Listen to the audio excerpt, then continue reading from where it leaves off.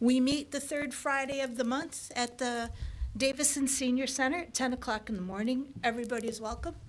And I just wanted to let you know that this show is going to bring about 400 people to the Swartz Creek area over the course of the two-day event. That's May 3rd and 4th. We hope to see some of you guys out there, and I'll leave some bookmarks out in the lobby. Thank you. Thank you very much.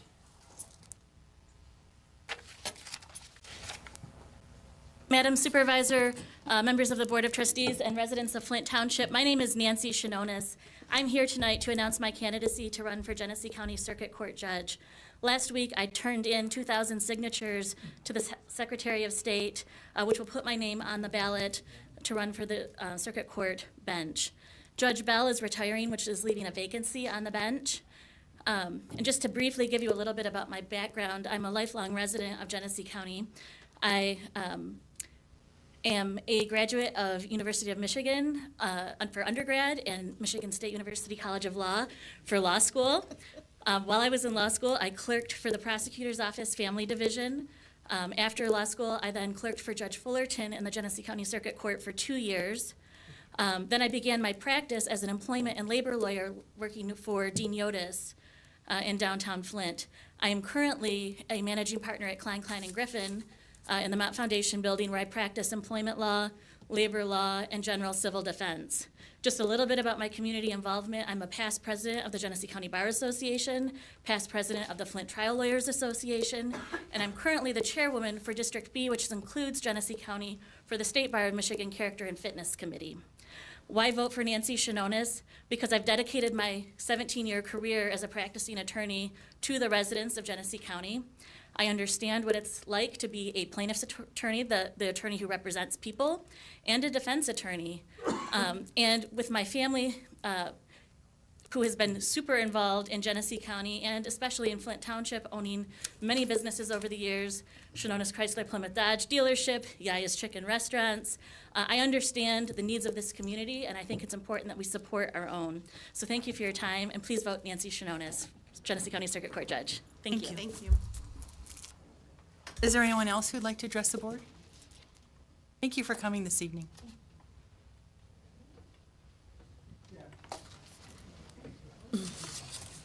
Mike Hebner. I've been an investment advisor in the community since 1985, and our office is across from the post office. And I was just this last week, with the destruction that went on, it just amazed me how something like that could happen from that end of the street all the way down to the car dealership. I don't know where the cameras were or what happened, but and all of the windows were broken, were out in front. So we had all these cars driving by during this, and the idea that nobody saw this or nothing happened, it just amazes me. And then previous to this, we've had people on drugs out in front of our office. The person who did this crime was throwing rocks at my daughter. And we've called the police before, and nothing happens on these things. And then some gal with a cart took up in front of the Happy Elephant Center, and she set up shop there. And so I'm just amazed. And then it took 4 police officers to move her. And what did they do? They just moved her across the street. So I just would like some input on it. Can you tell us what you mean by she set up shop? She took her cart and she set up shop To in sell front of the stuff? Happy Elephant Daycare. And she stayed in there, lived in there. She camped out. But we've seen this all the time, and so at some time we've got to give special attention to these people, because if this person would have been addressed, we wouldn't have had all of that destruction. Like my wife's friend who runs the dealership there, Stacy, they had $27,000 worth of damage.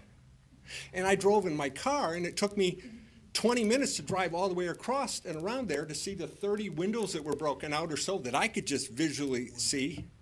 But this township has to address these. And then the other thing, the other day I had to spend $200 to fix a tire on my car, because going into the Genesee Valley Mall, all of the things are messed up. I'm willing to spend $500 or $1,000 and just take a few tar things and go throw them in the hole there so I can go to Planet Fitness. And I see in the newspaper on Saturday or something, everybody's talking about it, but nobody's doing anything about it. But I mean, I would assure that the police cars have to drive through there, as I've seen them at the thing, so they're gonna ruin their tires just like I did. Thank you. Is there anyone else who'd like to address the board? Mark White, m.w244@yahoo.com. Well, April 22nd is Earth Day. And after the debacle at the 84 acres behind Royal Crest Drive, I contacted the state and county who rediscovered there was wetlands there. And they're going to require the county and the developer to do several things to protect the wetlands and the homeowners after you denude the land, if that's what is going to happen all at once. Because when I was up here at the township meeting, I heard that 1 year will be spent clearing the land and no building would go on. So I just went over there and I saw, you know, this is going to be a lot of rain, and it was raining when I talked to them. So they're going to do something, and also I discovered by using the internet that the house I've been calling from about several times, didn't mean to, I panicked, my wife was upset. 1159 North Linden Road is owned by a gentleman who is in a prison, federal prison in Arizona for participating 4 counts, 11 others are him, convicted, drug ring. And I have observed about 5 years ago, I saw suspicious activity going on at 1149 North Linden Road, and I called some authority, I don't know which it was, where people would park their car on Post Drive on the west side of the road and walk, their kid would actually go over there and get a lunch bag. Now this could be an innocent thing, but I didn't see that activity nor that guy around living there, he'd lived there for years after that. And then this indictment and this conviction all occurred about that same time to the owner of 1159. And so I called about the garbage and everything. It's been piling up because they had 5 mattresses out there, et cetera. And it's the first time I ever called on a neighbor for that. And, you know, what can you do? Bingo. And so I'm calling everyone now, like, how can the United States of America, who prosecuted him, allow him, when he had to use a public defender, he's getting out June 15, 2025, to own that home for a drug ring? They didn't seize it. This is the problem we have, and Michigan is known for abusing seizures. And this is the problem we have here in Flint Township. And the state, Michigan is known for, so this is just one, and so I called 911, no offense to anyone, because my wife panicked the same day we complained about the garbage, because there's a tree, 25-foot tree, hanging with 1 or 2 little prongs from the wires as the children were getting out of the Carmen Ainsworth High School and walking by our home, and no bottom to the tree, no 10 feet bottom to the tree at all. It's just waiting to fall, which it eventually did, but nothing was done about it. Nature took its course. And of course, on the west side of Linden Road, where this house is, this garbage was, we watched it was there a month, we watched, no offense to the township, they did what they could, but we watched children coming out of the school, walking into Linden Road traffic at the height of traffic at 2:30, 3 p.m. in order to go around that filth of garbage. And so this is the problem, and I know we're short of staff. I'm not complaining about anyone. I appreciate whatever has been done. But this is not a two-way street between the township taxpayers and the township. Once again, as far as that Royal Crest goes, I take note that we give out consistently 12-year tax abatements, tax relief for businesses. I read them in the papers, and yet in the contract that you signed for the Royal Crest development, it was only prevented from going to a nonprofit, non-taxable unit for 10 years, 17% less time. It could have went 12 years before it turns into a non-taxable. And also, Smith Brown bought Genesee Valley being up, Commissioner Brown, to a multifamily housing. This homeowner is actually Sabre Homes, Thank and you, he Mark. specializes in 500 or 600 square feet homes. Thank you, Mark. Is there anyone else who'd like to address the board? Yes. Go ahead.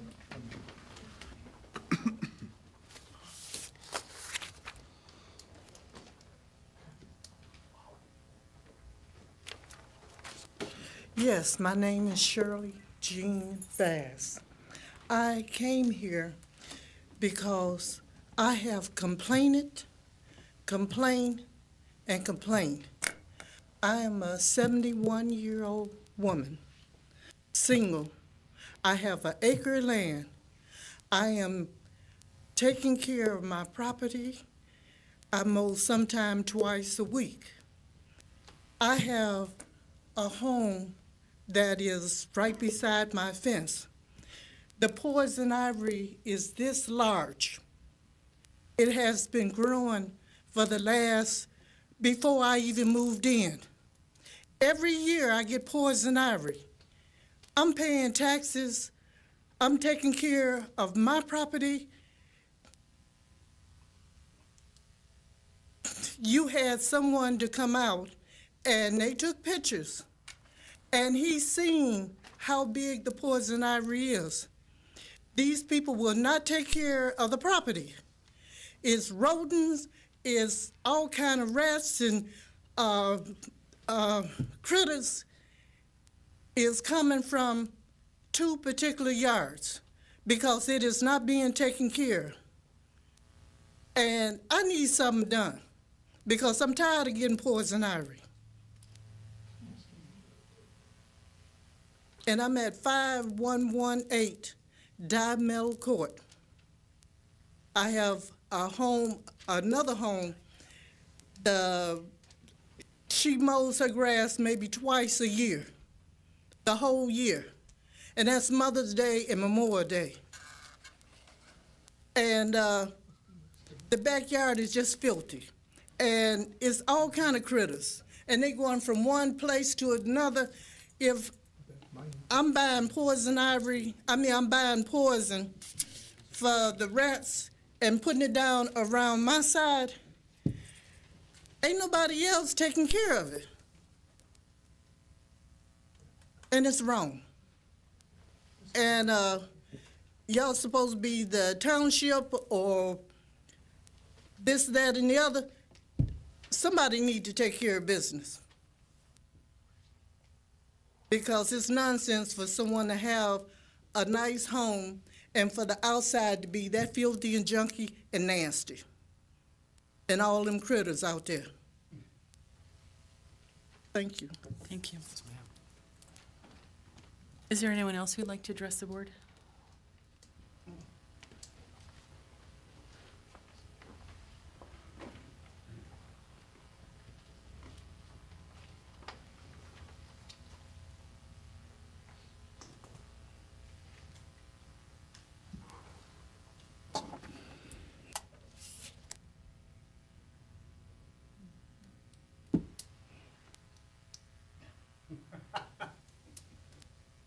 Smiling. My name is Gerald Roberts, live at 4487 Lindywood Drive. 2 years I went to complain about the value of my property by the assessment department. 2 years, I put a FOIA in to have them explain how they came and arrived at that. 2 years, the assessor dodged it. This year, I write the FOIA right directly to the assessor. She came back with this particular valuation. It's supposed to be based on sales of property within a specific point in time. My house should be based on sales of property, prior sales. This is what the answer came back. The sales suggest the property value in your neighborhood should increase a value of 11.28%. The TCV property increased from $235,400 in 2023 to $259,400. This is a 10.9 increase consistent with the neighborhood.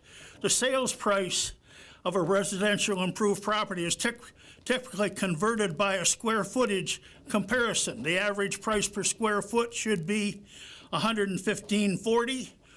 Your house was figured at 115.9. Basically that times the thing. Where are they coming up with the square footage? How is she valuing my property for the true value of my property, which would be half, so there'd be this SEV value?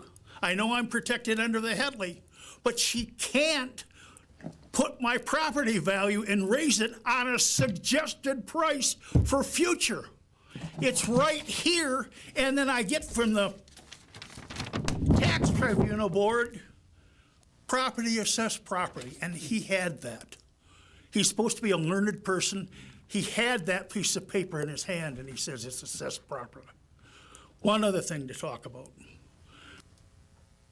The Uptown Group has purchased Baker over here. They plan to put a low-income, this is all from Tax Property, it's a nonprofit organization. They've purchased Baker. They're planning on putting low-cost income in there. They've purchased it with federal funds. When the low-income people get in there, they can improve that property with federal funds. No money out of their own pocket because it's nonprofit. And then they put people in there. They're planning on doing the same thing, according to the newspaper article, over here at Genesee Valley. I was at a local business this last week. 10 or 15 migrants are over in the corner over here. Over on the other side of town, I see migrants over there. Who do you think's going to come into that particular property and being subsidized by our federal government? They're here right now, folks. That's what they're planning on doing with Genesee Valley. It was in a local paper that was been telling. One other thing, a friend of mine has maintenance contracts. In other words, one of his properties, 59 windows were knocked out. They started at the furniture place right on down the line, all the way down to Happy Elephant or whatever and through there. They went over to GMI, the children's group over there got it, and Turimont got it, the windows. I hear that they captured that guy. Is this a migrant person? One of their illegals that they're bringing in here? You people have to realize what's happening here in Flint Township. Stop that at Genesee Valley and stop it at Baker's. Thank you, Mr. Roberts. Is there anyone else who'd like to address the board? No refugees.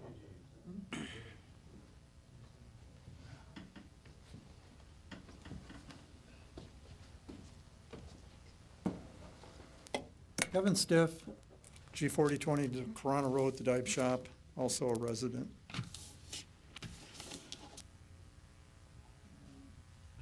I guess I want to address what I had to say the last meeting, but also in new business, you've got livestock. A couple other things here. Hiring a new police officer. And all. You guys really need to do is, you need to do an ordinance on grass clippings being blowed into the road. Before you worry about the livestock, you know, chicken crowing or rooster crowing and a few other things, you need to address, on our street, we have a gentleman that blows every bit of his grass clippings into the road. And somebody's gonna get hurt. I mean, every week he blows grass clippings in. And there's a couple other places here on Dye Road that happens. And I think it's more important that you worry about the grass clippings being blowed into the road. Because a bicycle, a motorcycle, or something like that is gonna hit that grass clipping and somebody's gonna get hurt. So I think you really do need to address that ordinance. And then something else that I think that needs to be brought up is the panhandlers. You spent a lot of money, a lot of time, I know lawyer fees on that ordinance for panhandling.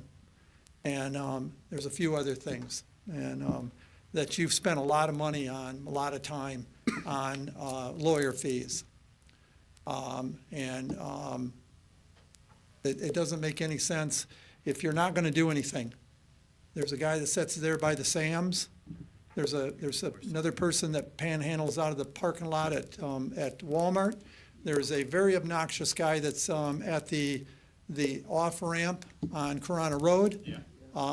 And he steps right out in front of the cars. Yeah. And at the off-ramp. He's only there a couple times a week. McDonald's, Miller Road, there's panhandlers. And if you're gonna write an ordinance, then I think that, these people should be escorted off there. But your police officers don't do nothing. You leave it for Mark to do. He has no gun, he has no authority. And if you're gonna write an ordinance and you're gonna spend the money, I don't know what it costs in lawyer fees, but I know that it was quite extensive, then you should do something about it. And the police should do something about it. It doesn't look good. They've worn the grass completely off where they sit. They throw their garbage just over the side of the street, so they're littering, they're obnoxious, and they should go.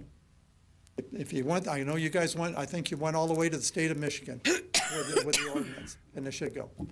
The third thing that I'm gonna touch on was the amount of money, the man-hours that was spent to get that certification that they spent for the police department.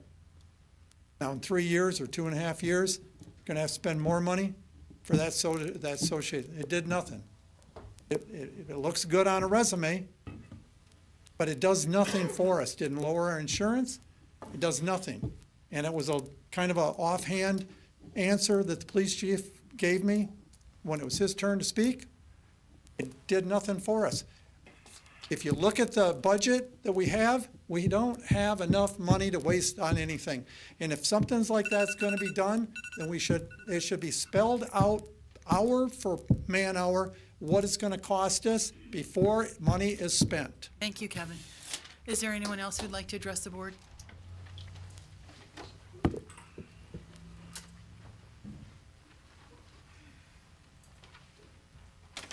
Good evening, Township Board.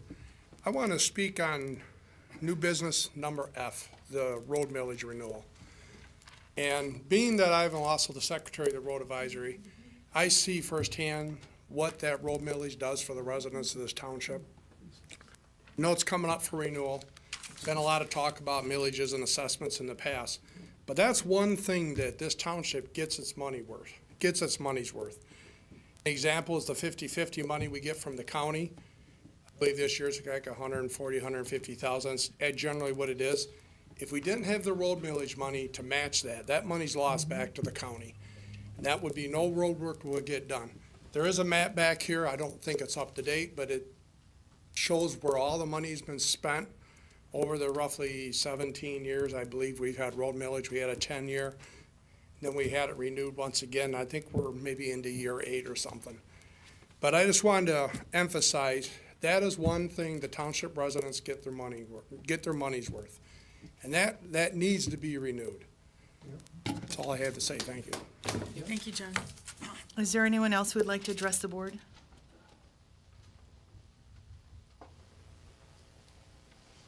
Dave Huffman, 2483 Warner Road. First of all, I commend Mr. White for all the wonderful service and all the years of hard work that he's given as the head of that road commission. He has gone, I worked on that road commission for 10 years, and I have never seen a guy that took something so to heart and so serious and was so organized. And like he said, for the $300,000 or $400,000 that revenue gives the township, it's probably one of the best one of the best millages that we've ever had in this township. Because if you ever go around these subdivisions and you see the infrastructure of the curbing and the roads break up, well, folks, the builders, when they built those, were not responsible for that. How they get away with that, I don't know, but that's what's happened. Therefore, this road millage was able to come in working with John's hard work. Karen has been the head of that committee too on the road commission. And they're able to pick out the bad parts of this subdivisions that were the problems that would get this infrastructure in these neighborhoods done that wouldn't have been possible without this millage. And it's a good thing. I concur. It needs to be, that's the best buck we've ever gotten out here. Now, on another thing about wasted money, one of the trustees brought it up a couple of meetings ago, and I haven't heard any response yet, about how much this meeting cost over here to the Nazarene Church for the legal fees and the brochures that were passed out for this meeting. I want to know, to be transparent, how much that cost us. And it ought to be right down to the penny, because from what I've heard, it could be anywhere from $10,000 to $15,000. And that was, when we don't have money to have a meeting for a 40% tax increase, that adds insult to injury. And I hope that we get that report. It's been asked by a trustee. The public, we want to know. Thank you. Thank you. Is there anyone else who'd like to address the board? No? Close public comment, and we will move on to reports. And I have a few things for my report. I wanted to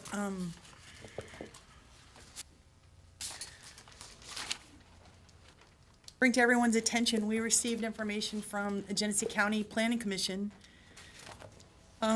They're announcing a free latex paint recycling program available to Genesee County residents. Through this program, residents can drop off their used latex paint at the Genesee County Habitat for Humanity Restore during regular business hours. Latex paint collected at the Restore is picked up and processed into a new paint by American Paint Recyclers. Cans of the new Ecotone paint are then sold at the Restore. Since 2022, over 1,750 gallons of latex paint have been recycled through this program. By properly disposing of these materials, residents support Genesee County's priority of health, livability, and safe communities by safeguarding human health, protecting the environment, and promoting sustainable practices. So look for this on our website. It'll take you to the link to the Genesee County website. So I bring this up because latex paint is an item that we don't allow in our recycling at the curbside. You can have water-based paint? And they tell you how to dispose of that by if you have an empty can or if you put kitty litter in it. But you can't throw out latex paint. So this is a great way to dispose of that. So look for that on our website. I wanted to mention to all the trustees, Mr. King, you asked about the Financially Distressed Cities, Villages, and Townships Grant Program. Okay. I applied for that. I don't remember when I did that. Remember a few months ago? I wanted to let the board know that the Michigan Department of Treasury Revenue Sharing and Grants Division received our grant application for the Financially Distressed Cities, Villages, and Townships Grant Program. The department received numerous requests. Unfortunately, your proposal entitled Protecting My Public Safety was not selected for the 2024 grant funding, so we can try again next time. And I wanted to say something on the panhandling. We did have a committee that met to take a look at that issue because it was a big problem. And what it boiled down to is we kind of mimicked what the state law says. So everyone has the right to free speech, and that includes even on the side of a road. What we look at and what we try to take care of is nobody can be in the street and blocking traffic or hindering traffic. So I heard it was mentioned that there's a panhandler. I've seen someone on the island, which we take care of, by the new Starbucks that's going in there. And so we can't take away someone's right to free speech. I know it's free speech if you're begging or asking for money, but if they step in the street, we can have them leave. We can make them leave. So when we talk about being on the parking lot of McDonald's or Walmart, it's private property. Unless the owners of the private property call the police, we can't remove them because they're on private property. And then lastly, on 75, no pedestrians are to be on this freeway. So you can't have your free speech right on the freeway. No pedestrians are allowed. Whenever I see someone panhandling on 75, because that's the one where I see them the most, you have to call 911 for a dispatch. We're not open on Fridays or Saturdays or Sundays, so I see it a lot then. And so you have to call 911 to get a police dispatch to have them removed from the freeway. So we're kind of caught between allowing someone to give them their free speech right, a right of free speech, but they are not allowed to impede traffic and be in the road. So we have code enforcers who help during the week, and we have officers who will help, especially if it's on the freeway. So I see it's a problem. I notice that when it's cold out, I don't see them. I only see them in nice weather. But we will address that, try and take care of that better, because I see them. That's my report this evening, Madam Clerk. Can I ask a question? Yeah. Can you give them a ticket for littering? Yes, we should be giving,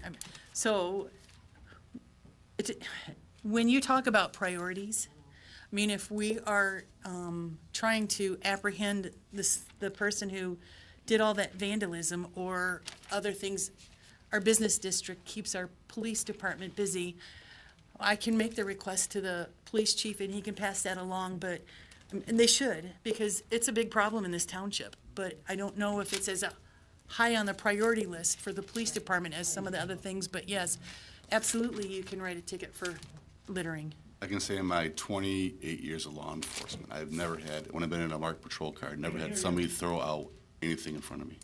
I'm sure Lieutenant Van Lente can say the same thing in his 15 years. What if You we have to witness it? Right. It's not good enough? Good enough, okay. So if one of us were to witness it, that's not good enough for you to write the You ticket? can just call it in and we can go from there. All right, thank you. Madam Clerk, do you have a report for us this evening? Okay, yes. Temple Bethel is celebrating their 95 anniversary. All is invited to a musical. They're located at 5150 Calkins Road. Also, there is some hiring done with Great Lakes Climate Corps. It's a seasonal function. Most of the things are outside with planting trees, restoration to trees, and just a recreation experience. They are hiring, and we will put that out in the lobby as well. That's it. That's your report this evening. Mr. Treasurer, do you have a report for us this evening? I'm gonna pay the bills in a minute, and yes, I'll have information exactly as Mr. Huffman stated, and Madam Vert, I'm actually sent another note to our attorney getting the attorney's fees. As soon as I have that, I'll let you guys know. I'm good with that. He hadn't sent me the bill yet. Sorry about that. But I'm Alrighty. chasing it, and I carbon copied Karen, if I'm not mistaken, I carbon copied you that email that I sent. He said he'd send me something by the end of this week, so. Do we have any trustee reports? I do. Sure. I want to bring up Shred Day again for the senior centers. For the seniors, it is May 2nd, that's a Thursday, from 10 to 1 at Monday Miracle Commons on Hill Road.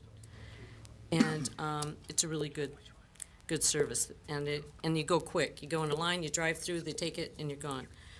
Also, our first cleanup is going to be on the second Saturday of the month. Every month on the second Saturday, not the first this year. And it's May 11th. And we're going to do Mill Road from 10 to 12. And we're going to park in the old bank on the corner of Beecher and Mill. Wait a second. I know. Say that again? The old bank, you've got Sam's that, mechanics? Corner, Correct. the north. So, Northeast corner, that old Oh, bank? that was a bank? yeah. It was a bank Yeah. and then a restaurant. And that's where we'll park. There's- There'll be a sign there. There's an office in there right now. There's a lady got all kinds of banners on the building and banners put up on the, I noticed it a couple nights ago. And we may have gotten permission from Officer Cheesa to park there. Oh, no, I'm just saying, somebody's using that building now, and Well, I thought it was closed. That's what he said. We're gonna park there. So they Okay. got permission. Cool. Okay. that's And at what 20 time? 10 to 12, or 8 to 12, whoever wants to come early. And is it now- April or May? May. It's 11. May 11th. We'll provide, everything needed for picking up. Yes, yep. And there'll be a waiver, there'll be water, bags, gloves, vests. Yeah. Thank you. I hope to see a lot of new faces this year. Because you and Mr. Leverett will be there? Mr. Liverette is gonna be my partner this year. Alrighty, sounds good. Any other trustee reports? Oh, This way? are we gonna be, assisting the request that, Mr. Stiff just made, getting up those grass clippings? So I know we have an ordinance, and we're gonna put it on all of our water bills that go out so that everybody gets a copy of it, because I see it too. I've seen it all over. Already done it, right? in front of us. We already done it once. Yeah.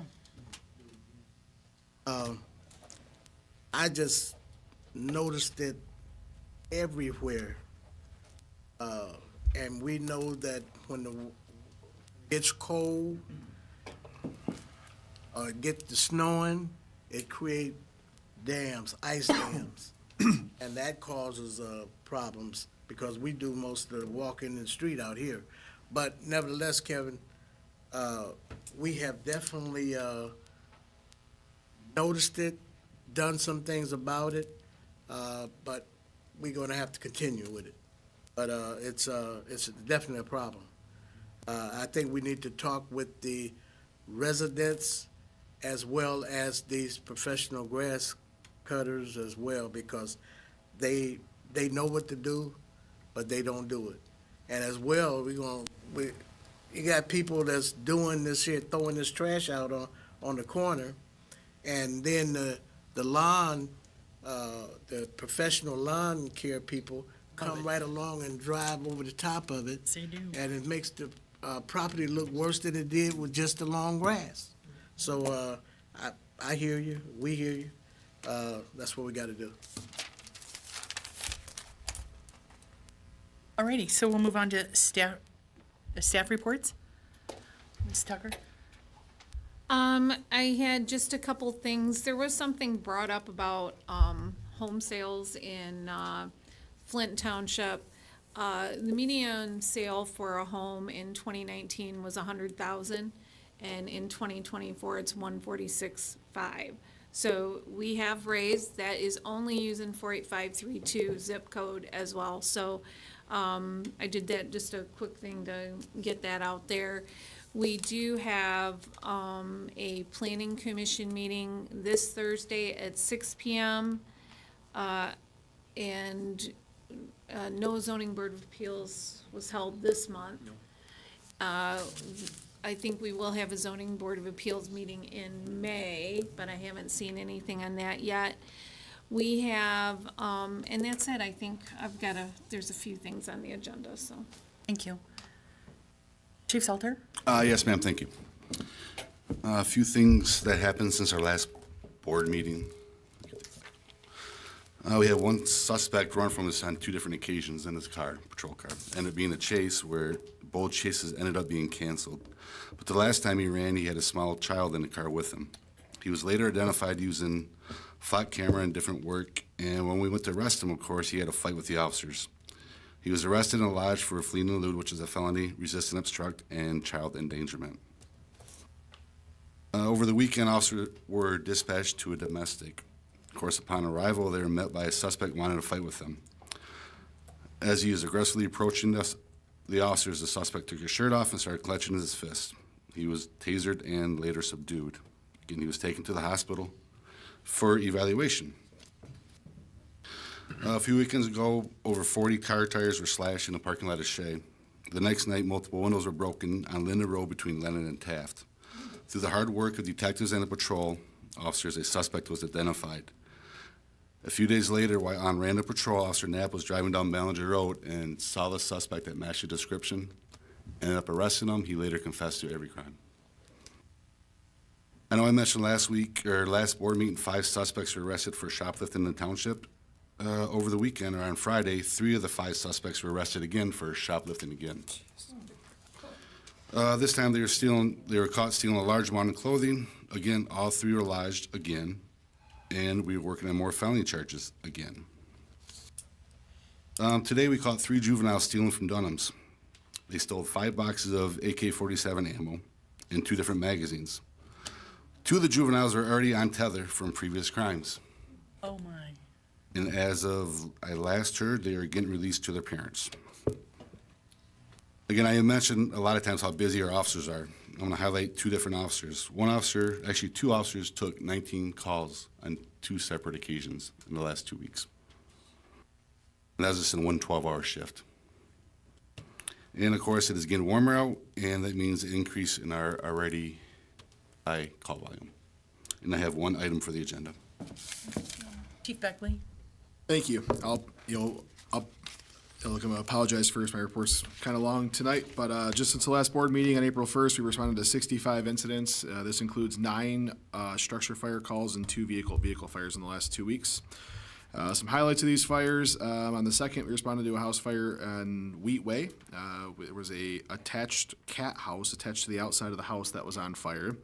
Luckily, that fire was kept very small and contained to that. The cause of that was a heat-producing device too close to combustible materials. Luckily, very minor damage on that incident. On the 3rd, we responded along with our police department to a vehicle accident with entrapment at Bristol and Fenton. On that accident, one person was partially ejected from the vehicle and trapped in between 2 vehicles upside down. The jaws of life were used to create some space, but firefighters on scene ended up using chains and fire engines to pull the 2 vehicles apart to get access to that patient. I just want to commend them for the great work that they did there and ingenuity. That ended up being a Burton accident, but our firefighters were on scene much faster and were able to get that victim out. On the 6th, we responded to the cemetery on Flushing Road for a large grass fire. A small fire got out of control by staff there on site, and we were assisted on that incident by Flushing Fire, and also our grass rig and several fire engines were on scene there. On the 7th, we responded to a house fire in the 2700 block of Clio Road. Arrived to find smoke coming from the 2nd floor of a home. This ended up being a Flint City fire that we were dispatched to in error, but they were tied up on several other calls at that time, so we ended up doing most of the work on that incident. I think after that, they went to 6 or 7 more house fires back to back while we were still wrapping up there. So on the 9th, we responded to assist Flint City on a structure fire in the 3700 block of Hogarth. Again, they were on multiple incidents at this time, and due to low available apparatus, they requested us on scene. On the 11th, late on the 11th, we responded to a house fire in the 4400 block of Wickfield. Our first arriving fire truck found the main floor of a 2-story home completely involved in fire, with the 2nd floor pretty much completely involved also. Fire crews began attacking that fire. Of course, there's no fire hydrants in that neighborhood, so about 1,500 feet of fire supply line was laid into that incident just to get water back to where we were. We had some issues getting that established at first, but once we did, everything went smooth. Mutual aid was requested from Burton, Swartz Creek, Grand Blanc, and Flushing Fire. One of our full-time firefighters sustained injuries on that incident, and last I heard will be off work for at least the next 6 weeks. So we do wish him well while he is recovering at home from that incident. On the 13th, we had a commercial structure fire in the 3500 block of Beecher Road back in the White House Drive area, just in front of where the White House was. Fire crews arrived to find a commercial building with heavy smoke and fire coming out of the 2nd floor. They began attacking the fire again. Our ladder was used to access the roof and also fight the fire from an elevated area. In that incident, we had Flushing, Swartz Creek, Mount Morris, Clio, and Mundy Township assisting us, and we are still investigating the cause of that fire along with our police department and state police partners. On last Friday, April 12th, with the high winds and just being busier than normal in general, our fire crews ran a total of 15 calls in that 24-hour shift. One of them being about a 5.5-hour incident on Corona Road where it was shut down along with our police officers for, I believe it was about 5.5 hours there. And like I've said over the last few board meetings, we are hiring. We are looking for on-call firefighter applicants. We will be for the next several weeks and months. If you have applied, we will not be reaching out quite yet until we get a little bit closer to summer here, where we'll begin the actual hiring process of interviews and all of that stuff. The next fire academy does not start until late September, beginning of October, so we have some time before we can get you in. So if you have applied or a plan to, it might be a little bit before we reach out, but we will be pursuing that heavily. And we have a few action items on the agenda this evening. So if anyone's interested in applying, it's best to do it as soon as possible because the academy starts in the fall, correct? Yes. Thank you. Yes. Thank you for those reports. Move on to number 8, payment of bills. Mr. Treasurer. Thank you. Is that better? Trustees, as you all know, you should have received the copies of the invoices and/or the distributions. We have invoices in the amount of $1,318,317.56, as authorized by the board's purchasing policy. In addition with that, we have an additional tax distribution in the amount of $53,907.43. That total is $1,372,224.99 in both invoices and disbursements. That will include payments to the Genesee County Drain Commission for $1,012,649.20 out of that entire piece. So your motion is, Motion is to approve that payment. is there- yes, thank you. Is there a second to the motion? I'll second. Are there any questions or discussion on the motion to pay the bills? I have a question. I'm gonna say no on the bills because I don't have the invoices for some of our attorneys. I have this, but that's it. I don't have Attorney. Simon Figure. and, so they're missing. Ready. That's it. If there's no other questions or discussion, Madam Clerk, roll call please to, the motion is to pay the bills in the amount of $1,318,317.56. Trustee Fabdo? Yes. Trustee Burt? No. Trustee King? Yes. Supervisor Miller? Yes. Clerk Triplett, yes. Treasurer Clee? Yes. And Trustee Leverett? Yes.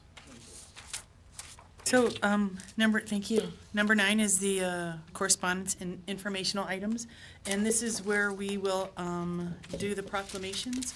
You have in front of you information that comes from the Protect My Kids bill package. This being, one of the sponsors is Senator John Cherry.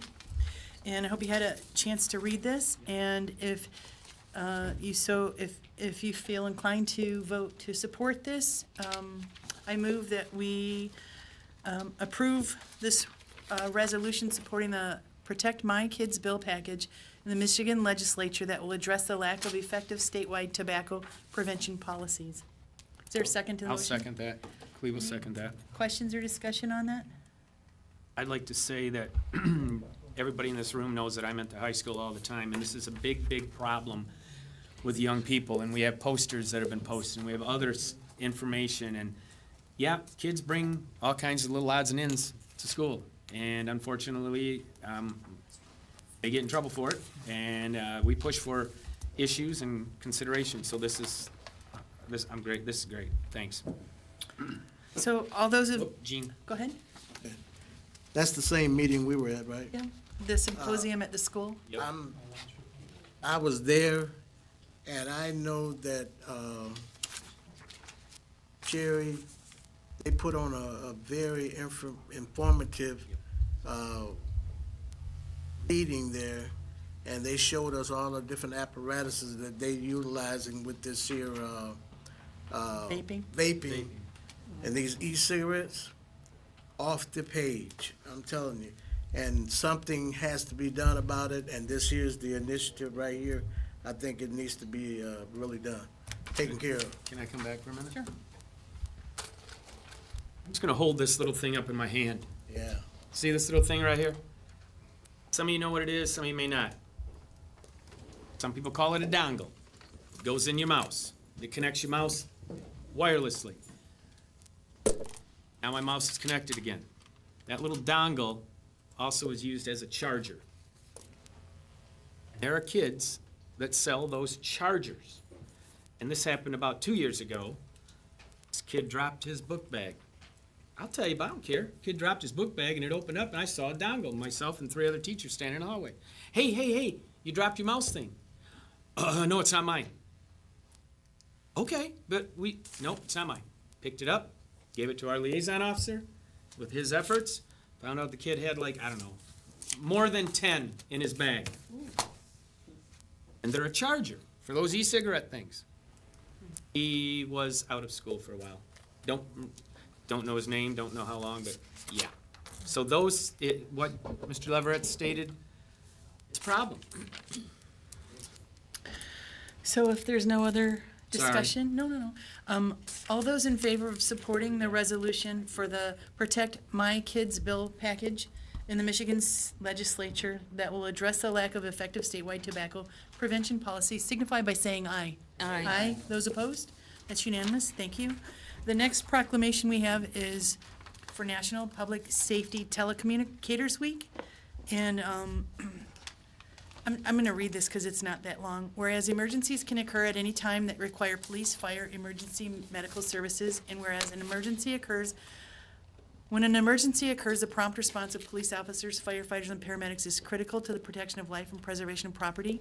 Whereas the safety of our police officers and firefighters is dependent upon the quality and accuracy of information obtained from citizens who telephone the Genesee County 911 Consortium Emergency Communications Center, and whereas the public safety telecommunicators are the first and most critical contact our citizens have with emergency services, and whereas public safety telecommunicators are the single vital link for our police officers and firefighters by monitoring their activities by radio, providing them information and ensuring their safety, and whereas public safety telecommunicators of the Genesee County 911 Consortium have contributed substantially to the apprehension of criminals, suppression of fires, and treatment of patients, and whereas each dispatcher has exhibited compassion, understanding, and professionalism during the performance of their job in the past year, therefore be it resolved that the Charter Township of Flint declares the week of April 14th through 20th. What's going on to- back there? oh, I it don't know. says What's going on back Sorry, Karen. Being disrupted 2023. back there.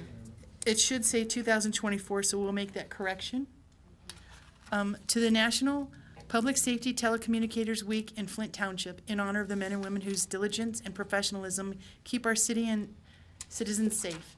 And we will get this over to the 911 Consortium if this board approves that. So would someone like to move to approve the resolution? Oops, sorry, Greg, go ahead. I'll make the motion to approve the resolution. Is there a second? Or any questions or discussion? If any of you would like to take a tour of the Genesee County 911 Consortium, you can make an appointment and you can have a walkthrough. It's pretty interesting. So all those in favor of approving the proclamation signify by saying aye. Aye. Aye. Those opposed? That stands unanimous. We'll move on to action items. Action item A, did you want to introduce that, Tracy? Actually, there is no action on this. This is just the first reading. Did you want me to It's 2 pages. read it? Or do you want me to? Well, just the amendment. Here, I can mention it. We have an ordinance that allows livestock on 10 acres or more. And we have written notices of violation for people who have chickens on less than 10 acres. And some of those notice of violations have been held up in court, and some of them have not because they challenge the definition of livestock. So remember when we brought the amendment to the board, trying to come to some sort of compromise, and I think it was a motion was made just to ban chickens altogether. Well, we had an issue because our original ordinance allowed it on 10 acres or more. And so I think this amendment is just defining livestock, including chicken and roosters. Correct. It expanded our definition of livestock to be more precise, and then it added fowl, including chickens and roosters, and fur-bearing animals being raised in captivity. So, you have a question? Yeah, who's going to, like, police this or chase the chickens or decide on who has a chicken and? It'd be the code enforcers writing notice of violations. That's who's done it over the years. Yeah. That's who's done it over the years. Yeah. It's always been them. Just like it's for dogs and. Be the code enforcers. Code enforcers, yeah. So, any other questions? Any further discussion? We need a motion to take action? Oh, no, we don't. No, we That's a don't. first No, reading. it's a first Sorry, reading. Just first we go on to reading. action Second item reading, B. May 20th. Sorry. Action item B is a change to the fee schedule. We have not ever charged anyone for certifying their water bills. We have close to 2,000 bills that'll be certified, and those mostly include sewer-only payments. And when they don't get paid, they get sent over to the tax bill because you can't shut off a sewer only. And we've never charged for the administration fee on that. So this is, have it in front of you, it's a administrative fee for certification of the tax bill for people who don't pay their bill. So a motion would be in order to move forward. I'd like to make a motion to adopt a penalty of 15% of the amount certified on the water or sewer delinquents. Yes. Sewer and water delinquencies. Sewer and It water has sewer and delinquencies. water. Yeah. Alrighty. Second that. Any questions or discussion? Now, when there's a water delinquency, even with sewer, we send out shut-off notices. You can shut off a water account unless, sometimes there's businesses who have one meter for several businesses. In that situation, we don't shut off, which it would end up being certified if it didn't get paid. But specifically on sewer bills that don't get paid, those do get certified, and they'll get, if the board approves it, they'll get that 15% certification fee charge. So, did you make the motion? Is there a second to the motion? Tom, second. Any further discussion or questions? So this takes effect almost immediately, right? It will be in effect for the bills that get certified to the July 1st tax bill. Okay. So, if there's no further discussion, all those in favor of approving the 15% surcharge or charge and changing or adding it to the fee schedule signify by saying aye. Aye. Those opposed? That's done. Action item C, Chief Salter. Yes, ma'am, thank you. The police department currently has 36 sworn officers. We are budgeted for 37 for 2024. With a chance that the board meeting might be canceled come May 6th, I am asking the board to change the routine a little bit, I guess I could say. I'm asking the board to approve hiring Travis Brooks as soon as his background is completely done and he's passed it. He should be done by the end of this week, which means we could actually start him in his training next week instead of waiting until May 21st, which is like 35 days away. Mr. Brooks is a current, or was working for Burton City Police Department for 2 years, so he's a certified officer, which is good. That means he does not have to go through the training academy again. And when you say certified, that's done through MCOLS, correct? Yes, ma'am. Thank you. So, this is a budgeted position, an unfilled budgeted position. Would someone like to make the motion to move forward? I'll make the motion that we move forward and hire the police officer contingent on this, everything coming through. Do you want to name his name? Travis Brooks, that's fine. Travis Brooks. Oh, so, I'm sorry. That's right. So we have a motion to hire Travis Brooks as a new police officer as soon as he passes his background investigation. Is there a second to the motion? I second it. That's for. Alrighty, any questions for Chief Salter? He comes in, it'll be a lateral move? Yes, ma'am, with 2 years' experience. Thank How you. many? 2 years. 2 years? Correct. Okay. I forgot to mention that in my letter, so. That's what I was gonna ask, is that with, like you and I talked about, he'll come in at that level and be protected or taken care of. Alrighty, we have a motion and a second to hiring Police Officer Travis Brooks as soon as he passes his background investigation with the lateral move. Madam Clerk, roll call, please. Trustee King? Yes. Trustee Favdaw? Yes. Trustee Burt? Yes. Supervisor Miller? Yes. Clerk Triplett, yes. Treasurer Clee? Yes, ma'am. And Trustee Leverett? Yes. Thank you. Thank you, board. Thank you. Action item D, Chief Beckley. Thank you. We continuously review our inventory of firefighting turnout gear, and today we're requesting approval to purchase 5 sets from Dingus Fire Company for a total of $19,149.75. This gear is the gear that we wear to protect us when we go into fires or emergency situations. We typically replace a few sets of gear each year to ensure our firefighters have the proper equipment, and also to keep the large cost burden down at one time. At this time, we recommend Dingus Fire Company because they provide the same gear to our firefighters that we are accustomed to and that we are, that are basically our entire fleet is in now. We have used this provider for several years and feel confident they will hold up well for our community and departments. And funding for this purchase is budgeted in the 2024 fire equipment millage budget. Thank you. A motion is in order to move forward. We would move to accept Chief Beckley's recommendation to buy the 5 pieces of turnout gear, 5 sets of gear, from Dingus Fire Company, $19,149.75. Is there a second to the motion? Second. Any further discussion? Hearing none, Madam Clerk, roll call please on the purchase of the turnout gear. Trustee King, Yes. trustee Favdala, Yes. trustee Burt, Yes. clerk Triplett, yes, supervisor Miller, Yes. trustee Leverett, Yes. treasurer Clee.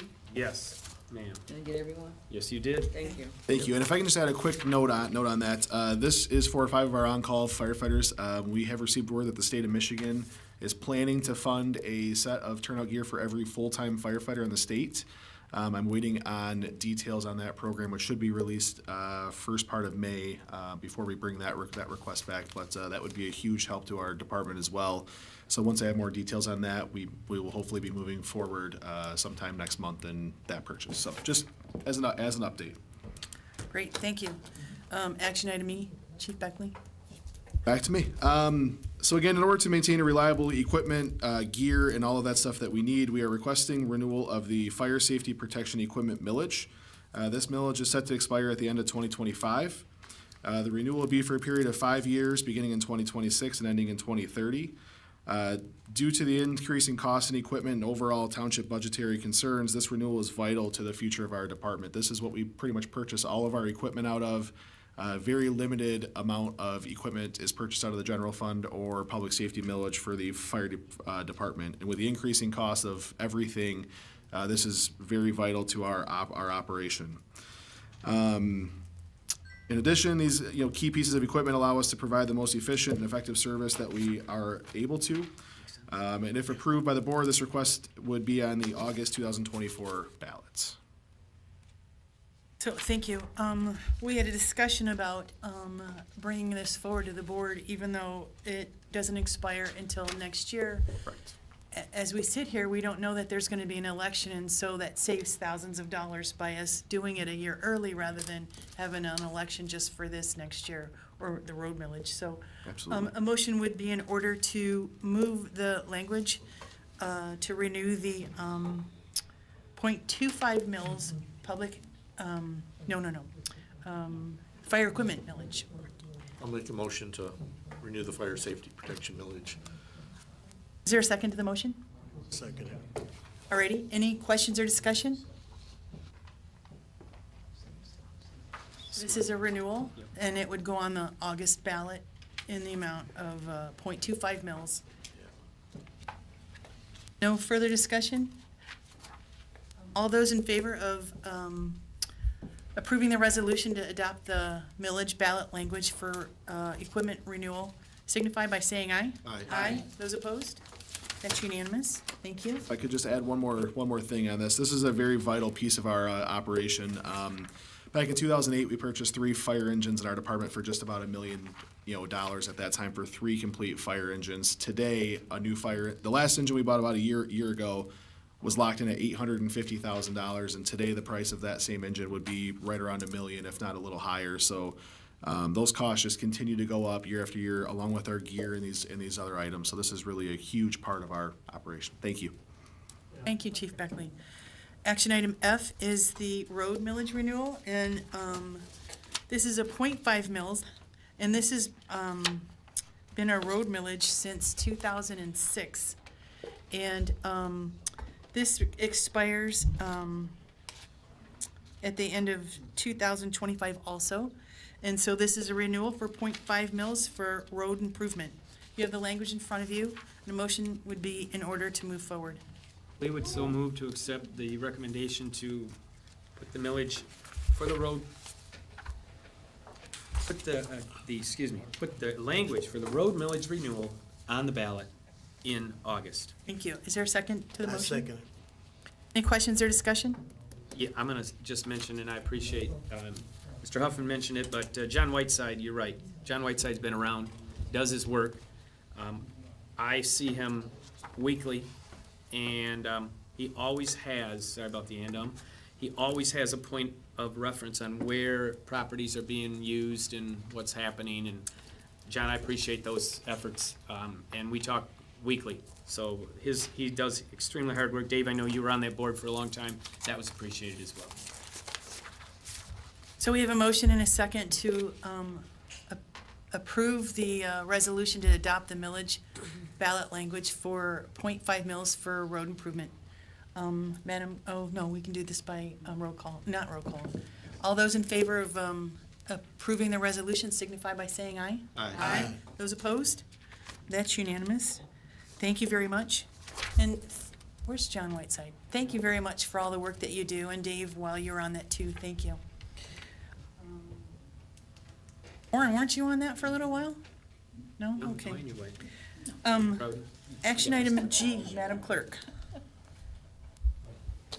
It is the Metro Act from the network. Yep. Merit. To. Merit, telephones. For our telephones agreement to extend the right-of-way like an easement. That's already in place to extend that for our phones and the fiber optic cable that they run through the different phone companies. So, a motion would be in order to, they just want the extension, right? Yeah, this one extension. Yeah, a motion would be in order to do so? Yeah, we need a motion. Make a motion. Support. So, is this a new one and the next one's an extension? Is that right, Tracy? The Merit is the new one, That's this the one. AT&T is the extension. All right. They have agreement with us already with Merit from 2015. But they were just looking to do a little bit more work. They provide, as the clerk said, they provide the fiber optic cables. But Merit, it's hard because these are two very similar applications. The Merit one, it supplies only to universities, so that's why they're considered tax exempt. Why are they, Yeah. they're, Because- okay. That's why And they're this exempt from is the for them to do extended work within the right-of-ways, and their insurance is always up to date, and Yeah. we are exempt from any liability. Yeah, So- they still have to do everything through the road commission, but they have to have our approval to use the right-of-ways within our jurisdiction, so. So a motion would be in order to move forward on the Metro Act bilateral agreement with Merit Network. King and Carol. First Oh. and second, we did. We were in discussion. We were My talking. bad. All right, that's right. You're all right. So, all those in favor of approving the agreement signify by saying aye. Aye. Thank you. Those opposed? So that's a unanimous. Action item H is the extension of the AT&T Metro Act. They're asking for an extension. AT&T has a current Metro Act permit which will expire July 31st of this year, and they are asking for an extension through July 31st, 2029. There again, it has to do with our public right-of-ways as far as fiber optic cable with phones as well. And this is just an extension of their contract. We have one with them now, and they want to extend it. Ready. Are you making that motion? I am making that motion. Is there a second to the motion? I'll second it. Any questions or discussion? Hearing none, all those in favor of approving the extension of the AT&T Metro Act permit signify by saying aye. Aye. Aye. Those opposed? That's unanimous. I'm at a loss. What is it? We're on, cancel meeting. It's like 5 pages. Keep going. There it is. You're done. Oh, You're done. It's like 5 pages more. so, I'm reading this title, May 6, 2024 meeting. I couldn't even think of what that is. We're asking the board, because there's an election, is it May 7th, right? Correct. May 7th is an election, and when we have an election, we have canceled the meeting the night before because the clerk is rather busy. So it's scheduled on the calendar for us to meet, but if the board wants to cancel that meeting, a motion would be in order.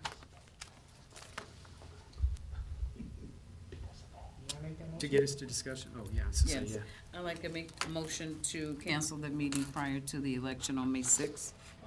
Thank you. Did anybody have anything to say about it? All those in favor signify by saying aye. Aye. Those opposed? We've canceled that meeting. Action item J is the River Forest Properties. Did you want to say anything on that, Tracy?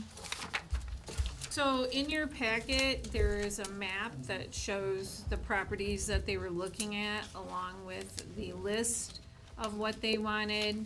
And they have made an offer of $50,000 contingent upon them receiving their zoning approval. Basically, this company does assisted living centers for people with autism. So this property, where it's situated, is a perfect area for them to be a little more secluded, and it would be better for their residents to be in that area. So they've made the offer. They actually, we've done a little negotiating with them to get them up to the 50,000. And so we did have a motion prior to sell to the 3D people. They would have been a tax exempt entity. They never did finalize that. That's been over a year. This company would be taxable. So basically, I'm asking for a motion to rescind the approval of Resolution 2919 of March 20th, 2023, due to no remittance of funds. And then furthermore, to motion to authorize the supervisor and/or clerk to sign a quick claim as-is deed with Flat Rock, Inc. for the purchase of the parcels listed at a cost of $15,000 total, contingent upon zoning approval. And then there's the list of the You said 15. 50. 50. You said 15. 50, sorry, 50,000. 50. Sorry, I get talking fast sometimes, but you don't know what I'm saying. Because we got to rescind and then we got to make. So you want to make the motion to rescind? Sure. I'm sorry, You can Tracy. do it all in you're- one, just do it as a. I did, can we, that was my question. Yeah, you can do it all in one. I was saying do we have to motion to rescind and then vote and then motion to approve? But if we can, You I- can just say, I make that motion, and it would be both of those together. all right, then my motion will be to accept the recommendation of the Economic Enhancement Director to rescind the 2023-2919 from the, I was gonna say Plastic House Company. Solution. From Solutioneers Investments, because of non-remittance of, or finalize any deeds or finances, and then issue a secondary motion to accept the sale to the balance of these individuals, of the new folks with Flat Rock, Inc. In the amount of? $50,000 total. Thank you. Is there, thanks, Tom. Is there a second to the motion? We've got a second to the motion. Any questions or discussion? The nice thing is, these properties will go back on the tax roll Yes. right away. We can get money from them. Any other questions or discussion? No? No other discussion or questions, and Madam Clerk, roll call, please, to approve Tom's motion to rescind the offer or the agreement with Solutioneers Investment Company for a lack of remittance of or finalized, no finalized deeds, and a quitclaim deed to sell the property to Flat Rock in the amount of $50,000. And the sale is contingent upon receipt of approval of the rezoning needed for the use, and the property, it's not needed for public purpose, and it would be returned to the tax roll, and I think that's it. Sorry, yes, that's it. Roll call, please. Trustee King? Yes. Supervisor Miller? Yes. Trustee Burt? Yes. Trustee Fabdoll? Yes. Trustee Leverett? Yes. Clerk Truitt, yes. Treasurer Clayton? Yes. Thank you. So, I want to say this. This was a tax reverted property, and we've sat on this for over 10 years. And the county had a regional trail plan that was to go along the Flint River Trail on the north side. But when we took these properties, we thought maybe one day we'll build the trail on the south side. That's probably not going to happen because we just sold or agreed to sell half the properties that are up there on River Forest. So I don't know how we can do this, Tracy, but I'm just thinking about the 86 acres. We had that property for a good, 10 years or so, and we sat on that. We had 3 offers, and actually, one of those people who offered to buy it the second time made 2 offers, and they had terms that we couldn't follow those terms on the second offer. But anyway, we sold that property, the 86 acres, last, I think it was June, and then they did their due diligence. I know that they checked with the state, with Eagle on the wetlands over there, the 86 acres behind Dyewood. And so while we no longer own that property because we sold it, the residents were quite surprised that there was a clearing of the property. And I'm wondering if anyone who lives near this property, that we can notify them. Townships own this for a long time. We've made the sale. And the same thing's going to happen. They're going to see activity over there in their neighborhood, and they're not going to know what's going on. So I don't know if we put it on our website. I don't know if we can send them a letter, but I'd like to work on that because I know it didn't go well for the residents on Royal Crest. I think you'd want to complete the sale first before you start, because no sense in sending Right, out if- something right, and I agree. if it doesn't go through. I Yep. mean, we've had just like that, we had with the one on Dyewood, we had it 3 times before we sold, actually 4th time. And then this one, it's the 2nd time, and actually maybe 3rd time, because I think we had some other people look at it before, they just never made an offer, so. Yeah, if it goes through, then.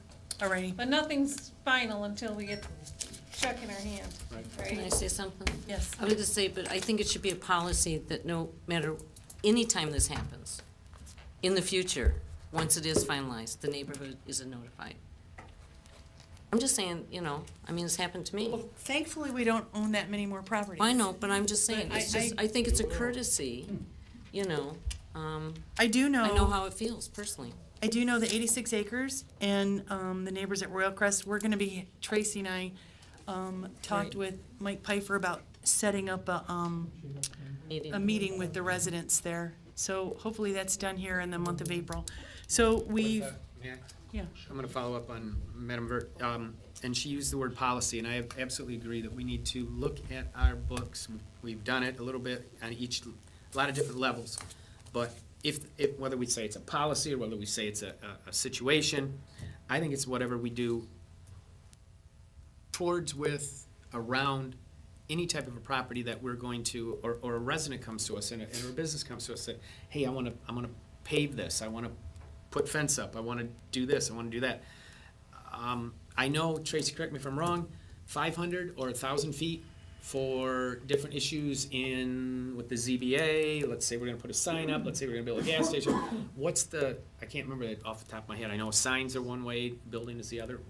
What number is it? Do you recall off the top of your head? Sorry, I can look. Every property within 300 feet of a property line is, any property line that's within 300 feet of a property line, those properties are notified for public And we hearing. reach out to ones. And even there's some a beyond. rezoning, right? Right.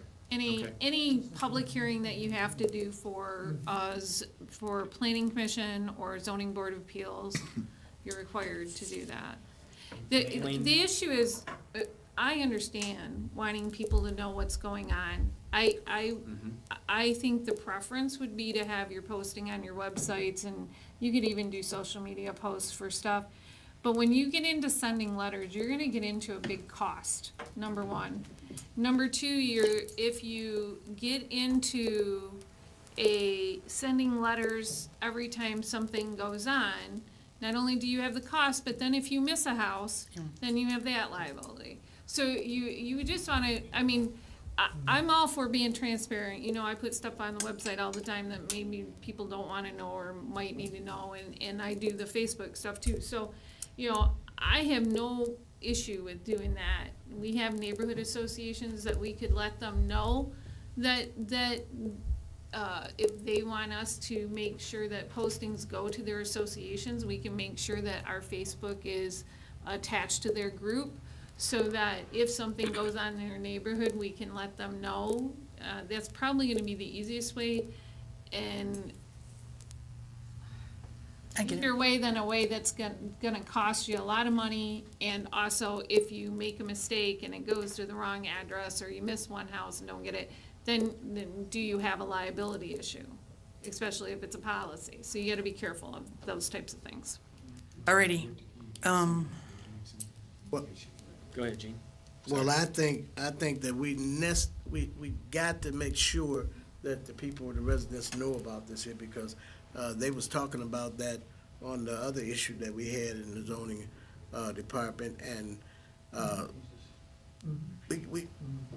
we gotta be transparent, and no matter how we have to do it, it's gotta be done. So we gotta follow up and make sure it happens. Alrighty. Action item K, Chief Beckley. Thank you. We recently received an application from Mr. Michael Rose for an on-call firefighter position within our departments. Mr. Rose has served as a firefighter since 2000.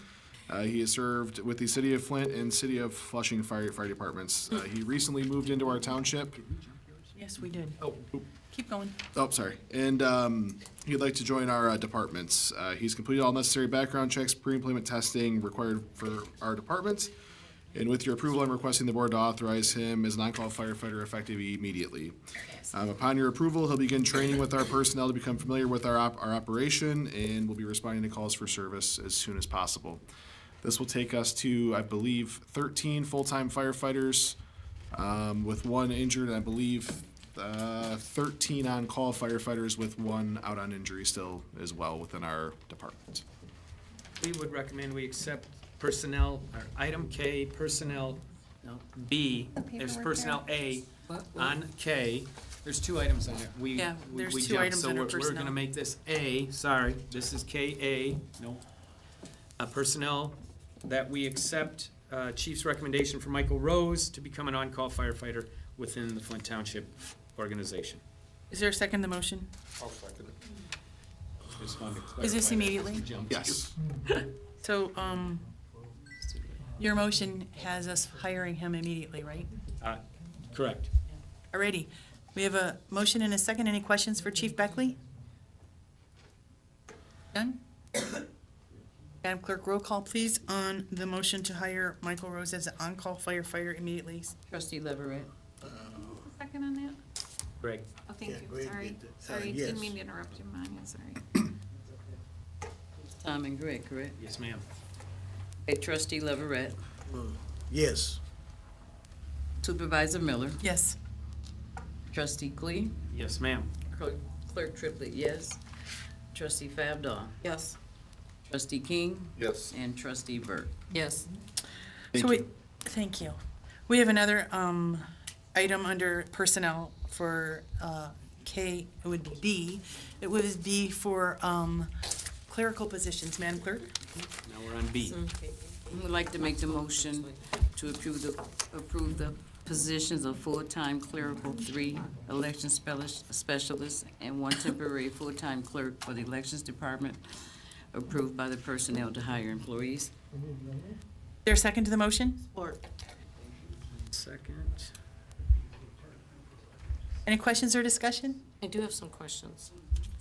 So okay, the full-time clerical 3, I understand. The temporary full-time, I do not, because I don't know who's all in there now. Neither do I. As you are aware of, Dave recently took So a that would be the position. full-time. So that would be the one. We have 3 big elections this year, one starting in May. We have one in August as well as December. The one in May is little. Right. But I'm just saying, who's in there now? We have 2 part-time, Okay?